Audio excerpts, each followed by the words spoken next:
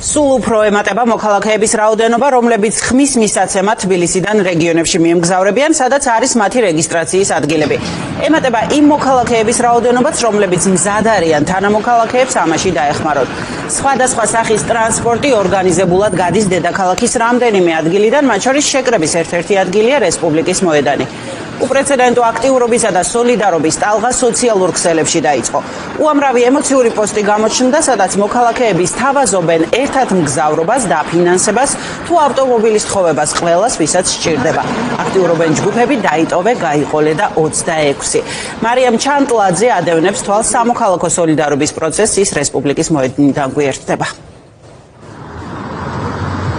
ქვეყნის ევროპული მომავლის დასაცავად გაერთიანებული მოქალაქეები, ამომრჩევლები კვლავ შეიკრიბნენ რესპუბლიკის მოედნის მიმდებარე ტერიტორიაზე. ახლა მაყურებელი ჩემ უკან კადრში ხედავს ავტობუსებს, რომელშიც უკვე ჩასდნენ ადამიანები, რომლებიც მიემგზავრებიან რეგიონებში სხვადასხვა მიმართულებით. აქ არის ზუგდიდის, ახალქალაქის, ბათუმის რეისი ამომრჩევლები, რომელთა გადაადგილებაც და ტრანსპორტირებაც უზრუნველყო პლატფორმა 26-მა და ამ პროცესებს გაუწია ორგანიზება. თქვენ იცით, რომ შექმნილი არის სოციალურ ქსელებში Facebook ჯგუფები გაიტოვე, გაიყოლე პლატფორმა 26, სადაც მოქალაქეები აქტიურად წერენ იმის თაობაზე, რომ მიდიან არჩევნებზე, მიდიან იმისთვის, რომ ხმა მისცენ ქვეყნის ევროპულ მომავალს და გადაარჩინონ საქართველოს ევროპული კურსი და ევროპული ღირებულებების. თავაზობენ ადამიანებს, რომლებსაც აქვს ტრანსპორტირების პრობლემა, რომ გაიყოლონ ერთ რეგიონში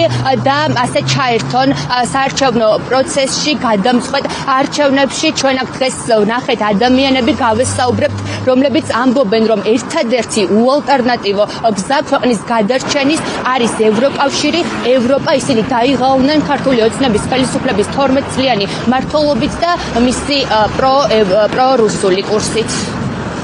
ბევრი ლაპარაკი არ მიყვარს, ამიტომ ერთი წინადადებით ვიტყვი, რომ წინ ევროპისკენ და დასავლეთისკენ და არა ჩრდილოეთისკენ. ახლა გვაქვს ხმის უფლება და გვინდა რომ ეს ხმა ყველა მოისმინოს და ის შეიცვალოს, როგორც ჩვენ გვინდა. მე ვფიქრობ, რომ ძალიან რთულ სიტუაციაში ვართ ახლა და ეს მდგომარეობები თუ არ შეიცვალა, მაშინ ესეც ტკივილში და გაუსაძლის ამბავში მოგვიწევს ცხოვრება და ასეთ ცხოვრებაში ნამდვილად ასეთ საქართველოში ნამდვილად არ უნდა ცხოვრება. მინდა რომ ყველაფერი უკეთესობისკენ შეიცვალოს.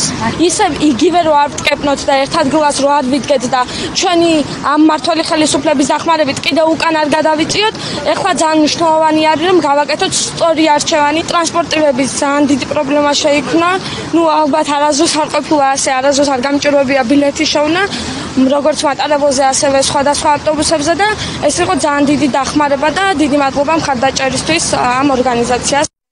მე მივდივარ ზუგდიდის მიმართულებით და ჩემი აზრით ეს არჩევნები არის ძალიან მნიშვნელოვანი და ხალხის აქტივობა იქნება გადამწყვეტი. ამიტომ ყველას, ვისაც უნდა თავისი აზრის დაფიქსირება და კონსტიტუციური უფლების გამოყენება, აუცილებლად უნდა მივიდეს არჩევნებზე, რომ შეცვალოს არსებული მდგომარეობა. სათავეში იყო ბილეთების პრობლემა, თუმცა მე რა ინფორმაციაც მქონდა პირდაპირ აქ მოვედი. ყველა უნდა მივიდეს არჩევნებზე, უნდა გააკეთოს სწორი არჩევანი და ესე ერთობით და ეგეთი ერთიანი ძალი შეგვიძლია მხოლოდ მივახცევთ ჩვენ მიზანს.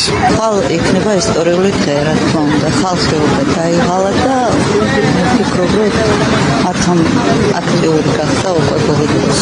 სხვანაირად არ გამოდგა. უნდა შევცვალოთ, დავიღალოთ უკვე. იმ ფონზე, როდესაც მგზავრთა დიდი ნაკადის გამო საქალაქთაშორისო ტრანსპორტებში ადგილები თითქმის აღარ არის, ახლა მოქალაქეები ერთმანეთს ხელს უწყობენ ტრანსპორტირებაში, რეგიონებში გასამგზავრებლად, რათა ხმა მისცენ მათთვის სასურველ პროდასალურ საარჩევნო სუბიექტს. დღის ბოლომდე აქვთ დრო ადამიანებს, რომლებსაც ჯერ კიდევ აქვთ ტრანსპორტირების პრობლემები, რომ იპოვონ თანამგზავრები და ერთად გაემართონ იმისათვის, რომ მიიღონ არჩევნებში მონაწილეობა.